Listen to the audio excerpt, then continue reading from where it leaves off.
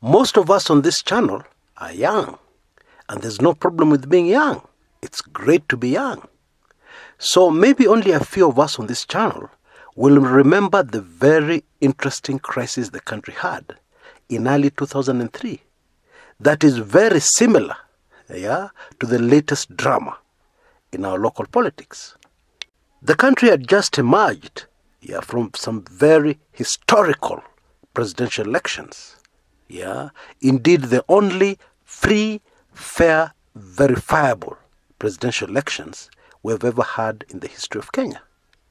And the man sitting inside State House was a man called Emilio Stanley Mwai Kibaki. He had been sworn in, bang in the middle of Uhuru Park, in a ceremony that makes me very sad these days, when I remember it. Why does it make me sad? Because of the broken, failed, aborted promises to the long-suffering people of Kenya.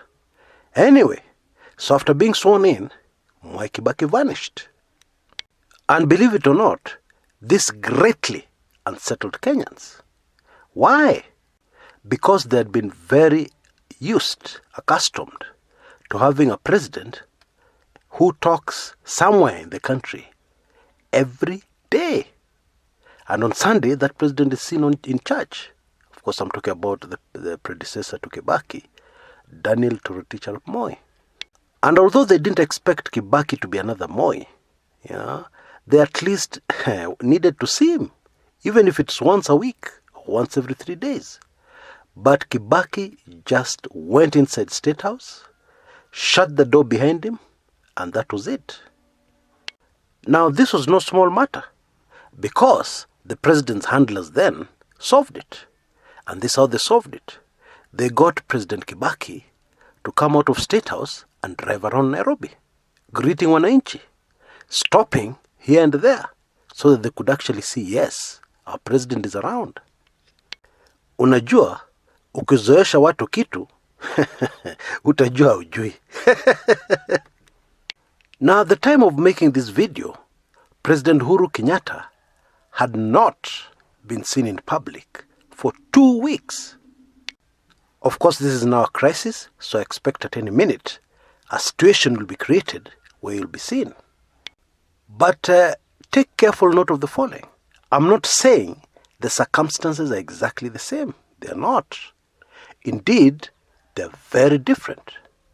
On being duly elected, President Mwai Kibaki knew that Kenyans wanted a different president.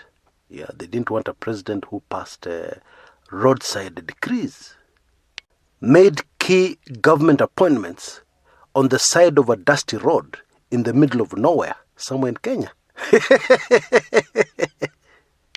And that is no exaggeration. No, sir. I'll give you a quick example. There was a time Kenya did not have a vice president for quite some time.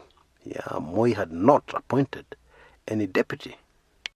Then one day, at a roadside baraza, I can't even remember where, he said the following words: kama vice president ataongezea ugali kwa sifuria, chukweni, ni my appoint Professor George Saitoti ataendelea. Yep, and that was it.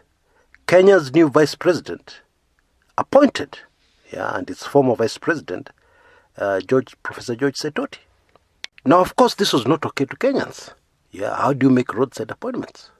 I mean, you might go at one meeting, and then you see Kumekucha somewhere in the crowd, and you liked his last video, so you just say, kutoka leo nimeappoint Kumekucha, atakuwa mkubwa ya, a certain section in government. That's not acceptable. And you have not even looked into Kumekucha's background. You don't know, that maybe he didn't pass standard 3. And in the process, you create a huge mess. Kenyans were fed up with that. Mwai Kibaki understood this. We needed a different president. And so when he started off, Mwai Kibaki was very thorough. And in his thoroughness, he did not need to appear in public. Appearing in public was time wasting. And this man really hit the ground running. For instance, very early in his presidency, the main problem in Kenya was rising crime.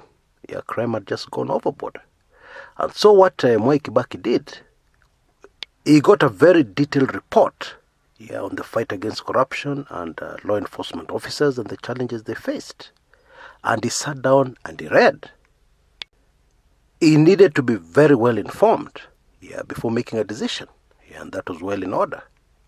So although I was not there, right inside State House, I am sure that Mwai Kibaki must have felt very annoyed. He's being disturbed. To do what? To do what Moi used to do. Going out to greet people. When actually what you should be doing is working overtime to find the best ways and the quickest ways to improve the lives of Kenyans. How do you do that? When you're busy crisscrossing the country, making speeches all over the place. How? So I'm sure Mwai Kibaki was irritated. What do Kenyans want? They want a different president, and now they want me to go and address them. Are they serious? Those were the circumstances then. But this time round, why has Uhuru not appeared in public? Why has he suddenly cancelled, eliminated all public appearances? Well, one similarity you can bet on, one similarity with 2003, is that he is busy working away from the public. And in my view, if you're a regular on this channel, you'll already know this. In my view, he is very busy working on a solution to solve a major crisis facing the country. And that crisis has to do with money.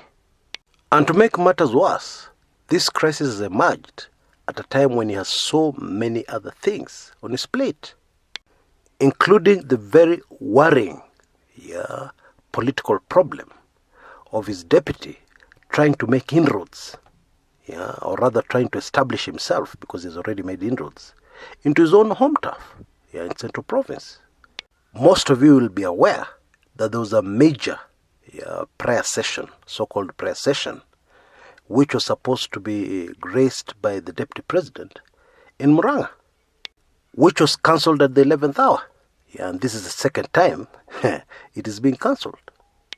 And if you listen closely to those who are close to the Keleweke group, you will have absolutely no doubt that the reason is political. The reason for that cancellation. Anyway, this is just one of the very many things the president has on his plate just now. And then this crisis comes along. Super fascinating is the fact that the other handshake principal, Raila Odinga, also dropped a hint as to what is keeping the president indoors. And he did this, of all places in Kenya where he did this, he did it in Migori. Oh yes. In fact, there was a very interesting comment by one of you. Let me paraphrase. Chris, I think there's something wrong with my eyes. Did I really see Raila dancing with the Migori governor Okoth Obado? Or was I just seeing my own things? My response, my brother, your eyes are just fine. Anyway, at that meeting, now everybody knows what meeting I'm talking about, Raila Odinga said the following out of the many things he said. He said, that he's dealing with emerging issues without fear or pain. Now, if you have been following Raila Odinga for any length of time, you will know, without doubt, that fear is a very strong word for Raila to use when referring to himself. Because feared Raila a long time ago. This is a man who was once charged with treason, with more than enough evidence and witnesses to convict. And somehow he escaped the hangman's noose by a whisker. So you can understand when I tell you that that particular part of his speech caught me by surprise. I was shocked. I was more than shocked. What issue surely would confront Raila Odinga that would threaten fear in him? What particular issue? That issue must be very major. It has to be more major than being charged with treason. And by the way, Raila had the same danger cross his life very recently, early 2018, when he was being sworn in. You remember that? So what issue is this that would make Raila use the word fear. To attempt to find clues, we must also remember that Raila Odinga and Uhuru Kenyatta currently are joined at the hip. Yeah. They are working very closely together. So it is very safe to assume that whatever issue this is that threatens to cause fear in Raila Odinga must be an issue that our president is also confronting. Yes, guys, I'm afraid this thing is serious. Yeah, what is keeping Uhuru Kenyatta behind closed doors? And even in the midst of this unprecedented crisis, there's another problem. If Uhuru Kenyatta were to appear in public, they would have to create a good enough excuse to explain why he has been away, why he has been missing in action. And that one, that is a tall order, especially when you consider the last trick or the last attempt by the State House boys, or shall I call them boys, by the State House boys, to spin the loan from China not going through. Now that particular spin fell flat on its face. I cannot remember any other spin in the history of Kenya that has fallen so much flat on its face. Because we were told Uhuru did not go to China to discuss the SGR loan. No way. He went to discuss important issues, according to State House. And therefore, because he did not go to discuss the SGR loan, you cannot discuss him being refused the SGR loan. You can't. Even the most naive Kenyans just listened and they said, oh, okay. And then they went right back to discussing the implications, the consequences, and the impact of China refusing to finance SGR2.